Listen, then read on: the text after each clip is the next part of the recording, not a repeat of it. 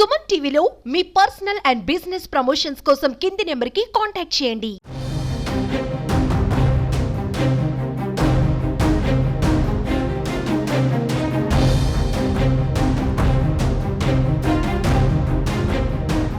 కర్నూలులో Andhra Pradesh high court bench ఏర్పాటు చేయాలని ఆంధ్రప్రదేశ్ ప్రభుత్వం నిర్ణయం తీసుకొని ఆ నిర్ణయం మేరకు లా సెక్రటరీ ద్వారా ఆంధ్రప్రదేశ్ హైకోర్టు రిజిస్ట్రార్కు లేఖ పంపిన విషయం మనకు నిన్ననే తెలిసింది. అది తెలిసిన తర్వాత రాయలసీమ ప్రాంత న్యాయవాదులలో కానీ ప్రజలలో కానీ చాలా హర్షాతిరేకాలు వ్యక్తమయ్యాయి.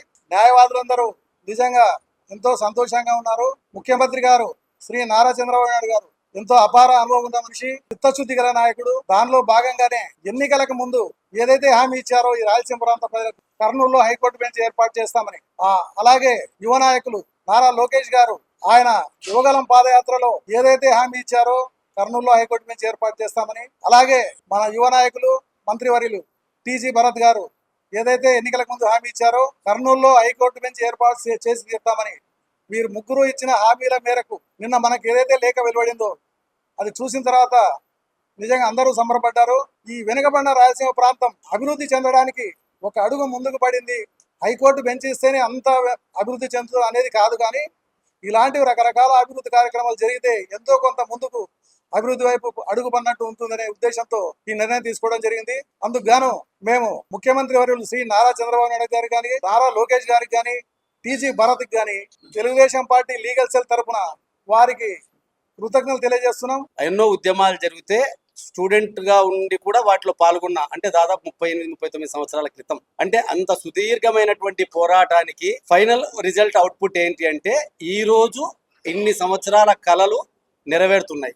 ఎవరి మూలంగా నెరవేరుతున్నాయి? తెలుగుదేశం పార్టీ అధ్యక్షులు నారా చంద్రబాబు నాయుడు గారు యువగలం పాదయాత్రలో అడుగడుగునా ఆయనను అడ్డుకొని ఇబ్బంది పెట్టాలా, కర్నూలుని ఏం చేయాలనుకుంటున్నారు మీరు, కర్నూలుకి ఏమి చేయాలనుకుంటున్నారు మీరు అని ప్రశ్నించిన ప్రతి ఒక్కరి నోళ్లకు తాళాలు వేసే విధంగా సమాధానం ఇచ్చినటువంటి నారా లోకేష్ గారికి, నన్ను ఎమ్మెల్యేగా గెలిపించండి, 1 సంవత్సరం లోపే హైకోర్టుకు సంబంధించినటువంటి స్పష్టమైన ప్రకటన వెలువరుతుంది, హైకోర్టు కర్నూలులో ఏర్పాటు చేయడానికి నా వంతుగా నేను కృషి చేస్తానని చెప్పినటువంటి టీజీ భరత్ గారికి, వీళ్ళ ముగ్గురికి మరియు ముఖ్యంగా న్యాయశాఖ మాత్యులైనటువంటి ఫరూక్ సార్ గారికి హృదయపూర్వక ధన్యవాదాలు తెలియజేసుకుంటున్నాం.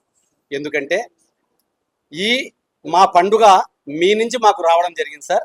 ఈ న్యాయవాదుల కళ అనేది ఇప్పుడుది కాదు. ఎందుకంటే మీకు అందరికీ తెలుసు, ప్రతి ఒక్కరూ ఎప్పుడు చెప్తుంటారు రాజధాని ఒక చోటు ఉంటే హైకోర్టు ఒక చోట ఉండాలని. పూర్తి హైకోర్టుని మాకు ఇవ్వలేకపోయినప్పటికీ మాకున్న సమాచారం ఏమంటే 33% ఆఫ్ జడ్జెస్ ఇక్కడికి వస్తారు అని. అంటే ఇప్పుడున్న స్ట్రెంత్ మినిమం 30 కింద మేము తీసుకుంటే 10 మంది జడ్జిలు కర్నూలుకి రాబోతున్నారు, హైకోర్టు జడ్జెస్. అంటే ఇక్కడ ఉన్న జిల్లా కోర్టులో ఉన్న న్యాయమూర్తుల కన్నా అత్యధిక సంఖ్యలో న్యాయమూర్తులు కర్నూలుకి రాబోతున్నారు. 2 divisional benches, 6 single judge benches రాబోతున్నాయి.